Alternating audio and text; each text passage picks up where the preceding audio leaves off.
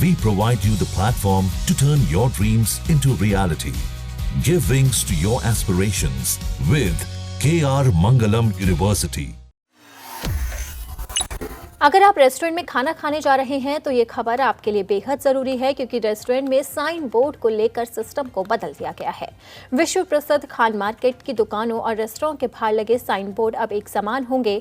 इसके लिए एनडीएमसी ने खान मार्केट की दुकानों के साइन और बाहरी हिस्से के डिजाइन के लिए नई नीति लागू कर दी। इस नीति के तहत दुकानदारों को अपने साइंस को मानक डिजाइन और दिशा निर्देशों के अनुसार संशोधित करने को कहा गया है। एनडीएमसी के एक अधिकारी ने बताया है कि इस नीति का उद्देश्य खान मार्केट क्षेत्र की सुंदरता को और बेहतर करना है।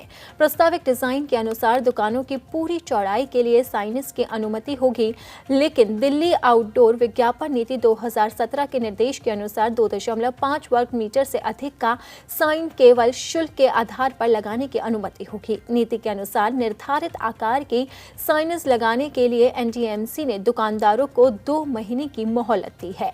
साथ ही जताया भी है कि इसके बाद अगर आदेश का पालन नहीं हुआ तो बिना किसी नोटिस के उसे हटा लिया जाएगा। अब रेस्टोरेंट में खाने के नियमों के बारे में जानते हैं।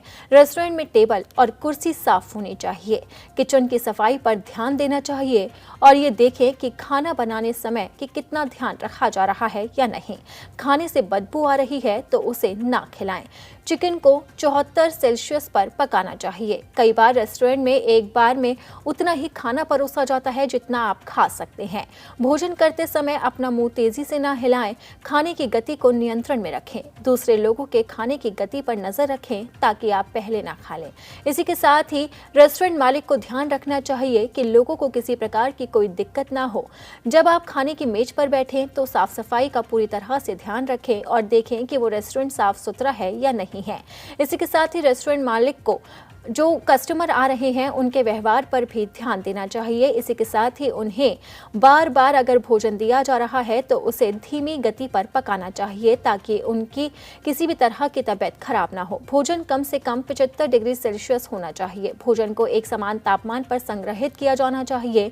भोजन को क्रॉस संपोषण से बचाने के लिए अलग अलग संग्रहित किया जाना चाहिए। इस तरह के नियमों का रेस्टोरेंट में पालन किया जाता है।